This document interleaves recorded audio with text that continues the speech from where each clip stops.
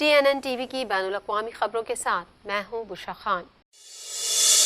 Canada کے ممبران parliament کا ایک گروپ یروشلم پہنچا جس کا مقصد اسرائیل کے ساتھ یکجہتی کا اظہار کرنا تھا۔ مزید جانتے ہیں اس رپورٹ میں۔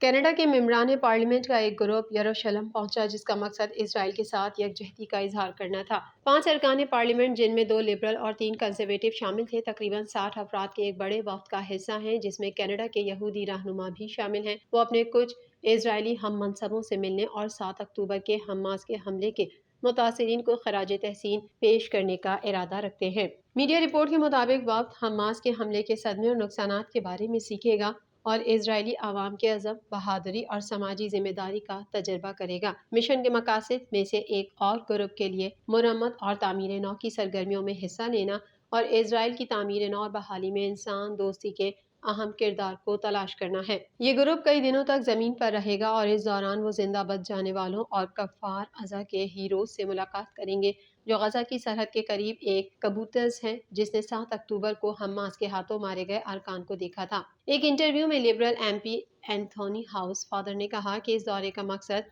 اراکین پارلیمنٹ کو 7 اکتوبر کو کیا ہوا اور اسرائیلی حکومت کے کیا منصوبے ہیں، یرغمالیوں کے اہل خانہ سے ملاقات کرنا اور ان کی فوری رہائی کا مطالبہ کرنا ہے۔ اینتھونی ہاؤس فادر نے کہا، میں اس بات کو یقینی بنانا چاہتا ہوں کہ اسرائیلیوں پر واضح ہو کہ کینیڈین ان کی حمایت کرتے ہیں۔ اس دورے پر کنزرویٹو ممبران پارلیمنٹ میں ڈپٹی لیڈر میلیسیا لینڈ مین اور مارٹی مونانٹس ہیں جو دونوں یہودی بھی ہیں اور مشیل ریمپل گارنر مارکو مینڈیچینو وہاں کے دوسرے لبرل ایم پی ہیں۔ اس دورے کا منصوبہ اسرائیلی وزیر اعظم بنجمن نیتن یاہو کی جانب سے وزیر اعظم جسٹن ٹروڈو کے اسرائیل سے حماس کے خلاف جنگ میں شہریوں کی ہلاکتوں سے بچنے کے لیے بہت احتیاط برتنے کے مطالبے پر تنقید کرنے سے پہلے بنایا گیا تھا۔ ہاؤس فادر نے کہا، میں وہ زبان استعمال نہیں کرتا جو وزیر اعظم نے استعمال کی ہے، میں وہ لہجہ استعمال نہیں کرتا جو اس نے استعمال کیا تھا۔ لینڈ مین نے کہا وہ ٹروڈو کو مزید مستقل موقف پیش کرتے ہوئے دیکھنا چاہیں گی جو اسرائیل کے اپنے دفاع کے حق اور ذمہ داری کی حمایت کرتی ہے۔ ایئر کینیڈا نے سیکیورٹی فرم برنگ کے ایک مقدمے میں جوابی کارروائی کرتے ہوئے کہا ہے کہ ایئر لائن پیئرسن ہوائی اڈے پر $23.8 ملین کا سونا اور نقدی کی جرات مندانہ چوری کی ذمہ دار نہیں ہے۔ مزید تفصیلات اس رپورٹ میں۔ ایئر کینیڈا نے سیکیورٹی فرم برنگ کے ایک مقدمے میں جوابی کارروائی کرتے ہوئے کہا ہے کہ ایئر لائن اس سال کے شروع میں ٹورنٹو کے پیئرسن ہوائی اڈے پر اپنی سہولیات سے $23.8 ملین کا سونا اور نقدی کی جرات مندانہ چوری کی ذمہ دار نہیں ہے۔ گزشتہ ماہ برنگ کی فائلنگ کے مطابق ایک چور 17 اپریل کو ایئر کینیڈا کے گودام میں فونی دستاویز پیش کرنے کے بعد مہنگا کارگو لے کر چلا گیا۔ 8 نومبر کو دفاع کے ایک بیان میں ایئر کینیڈا نے برنگ کے سوٹ میں ہر الزام کو مسترد کرتے ہوئے کہا کہ اس نے اپنے کیریج کے معاہدوں کو پورا کیا اور کسی بھی غلط یا لاپرواہ طرز عمل کی تردید کی۔ ملک کی سب سے بڑی ایئر لائن کا کہنا ہے کہ برنگ وے بل پر ہول کی قیمت کو نوٹ کرنے میں ناکام رہا۔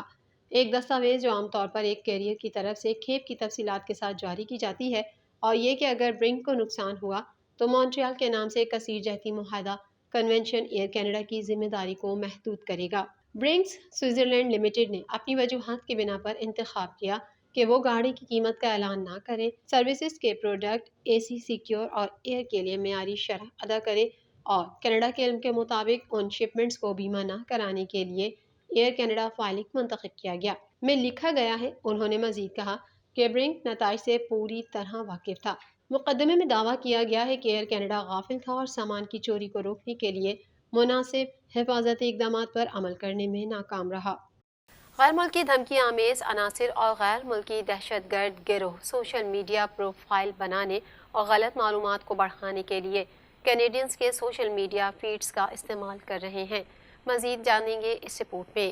غیر ملکی دھمکی آمیز عناصر اور غیر ملکی دہشت گرد گروہ سوشل میڈیا پروفائل بنانے اور غلط معلومات کو بڑھانے کے لیے کینیڈینوں کے سوشل میڈیا فیڈز کا استعمال کر رہے ہیں۔ کینیڈا کی خفیہ ایجنسی کے حکام نے پیر کو پارلیمنٹ کے اراکین کو متنبہ کیا، غیر ملکی مداخلت صرف انتخابات کے دوران نہیں ہوتی۔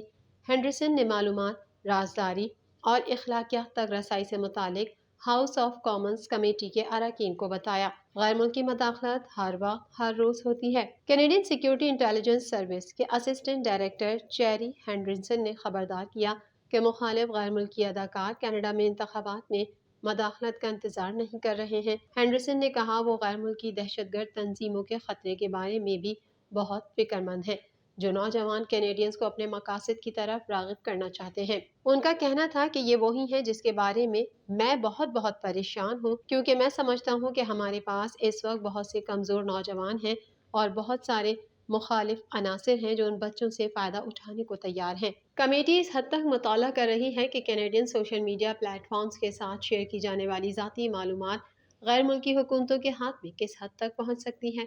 یہ سماعتیں وفاقی حکومت کی جانب سے کینیڈا کے چیف انفارمیشن آفیسر کی سفارش پر حکومت کے جاری کردہ تمام فون سے ٹک ٹاک پر پابندی عائد کرنے کے مہینوں بعد ہوئی ہے۔ یہ پابندی ان انتباہات کے بعد لگائی گئی کہ چینی حکومت ٹک ٹاک صارفین کے ڈیٹا تک رسائی حاصل کر سکتی ہے۔ کینیڈا کی جاسوسی ایجنسی اور communication security establishment Canadian centre for cyber security کے حکام کمیٹی کے سامنے پیش ہوئے۔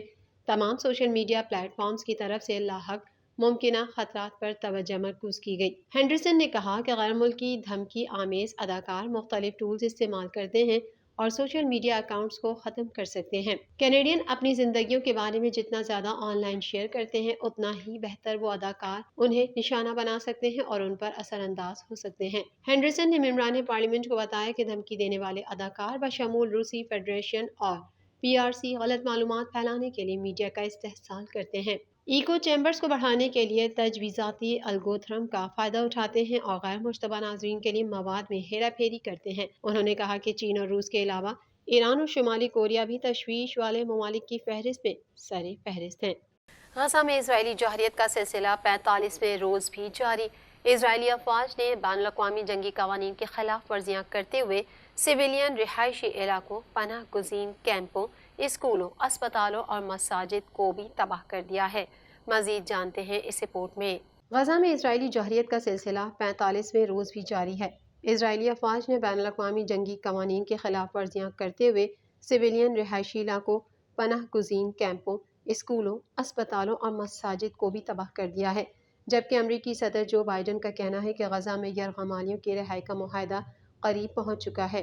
میڈیا رپورٹ کے مطابق 7 اکتوبر سے اب تک اسرائیلی حملوں میں شہید فلسطینیوں کی تعداد 13,300 ہو گئی ہے، جبکہ عالمی ادارہ صحت کا کہنا ہے کہ 28 نوزائیدہ بچوں کو غزہ کے اسپتال سے نکال کر مصر منتقل کر دیا گیا ہے۔ غزہ پٹی انتظامیہ کے میڈیا آفس کے مطابق شہداء میں 5,600 بچے اور 3,550 خواتین بھی شامل ہیں۔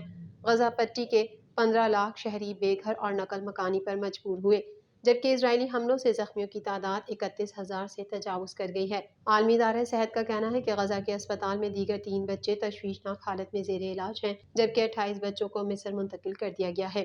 اسرائیلی فوج نے گزشتہ ہفتے الشفا اسپتال پر وحشیانہ کارروائی کرتے ہوئے طبی عملے، بے گھر افراد اور مریضوں کو نکال دیا تھا۔ وہاں موجود 31 نومولود بچوں کو پہلے جنوبی غزہ کے ایک اسپتال میں منتقل کیا گیا تھا اور اب ایمبولینس کے ذریعے انہیں موبائل انکیوبیٹرز میں مصر پہنچایا گیا۔ پہلے کہا جا رہا تھا کہ 31 نومولود بچوں کو مصر منتقل کیا جا رہا ہے، مگر پھر بتایا گیا کہ 28 بچے وہاں پہنچتے ہیں۔ ترجمان وائٹ ہاؤس کا کہنا تھا کہ اسرائیل اور حماس کے درمیان مذاکرات آخری مراحل میں داخل ہو چکے ہیں اور ہم معاہدے کے لیے پرامید ہیں۔ وائٹ ہاؤس کے ترجمان جان کربی نے اس حوالے سے مزید تفصیلات دینے سے انکار کر دیا۔ واضح رہے کہ امریکہ کے علاوہ قطری حکام بھی اسرائیل اور حماس کے درمیان 3 روزہ جنگ بندی کے بدلے 50 یرغمالیوں کی بازیابی کے معاہدے کی کوششوں میں مصروف ہیں۔ سابق امریکی صدر ڈونلڈ ٹرمپ کے بہت سے سابق معاونین کا کہنا ہے کہ ٹرمپ کو صدر نہیں ہونا چاہیے۔ ٹرمپ کے خلاف 91 مجرمانہ الزامات عائد کیے جا چکے ہیں۔ مزید جانیں گے اس رپورٹ میں۔ سابق امریکی صدر ڈونلڈ ٹرمپ کے بہت سے سابق معاونین کا کہنا ہے کہ ٹرمپ کو صدر نہیں ہونا چاہیے۔ ٹرمپ کے خلاف 91 مجرمانہ الزامات عائد کیے جا چکے ہیں، جن میں 2020 کے انتخابات کو الٹانے کی کوششوں کا الزام بھی شامل ہے۔ ٹرمپ کے ناقدین میں ان کے سابق نائب صدر، سابق فوجی مشیر، وکلاء، کابینہ کے کچھ ارکان، معاشی مشیر، پریس حکام اور انتخابی مہم کے ارکان شامل ہیں۔ ڈونلڈ ٹرمپ کے وائٹ ہاؤس میں سب سے طویل عرصے تک کام کرنے والے chief of staff John F Kelly Republican party کی پرائمری میں ٹرمپ کے بڑھتے غلبے سے مایوس ہیں۔ ٹرمپ کے سابق مشیروں کا کہنا ہے کہ وہ ٹرمپ کی امیدواری کو ناکام بنانے کی کوششوں پر بھی غور کر رہے ہیں۔ TNN ٹی وی کے نیوز بلیٹن میں فی الحال اتنا ہی۔ مزید خبروں اور اپڈیٹس کے لیے دیکھتے رہیے TNN ٹی وی۔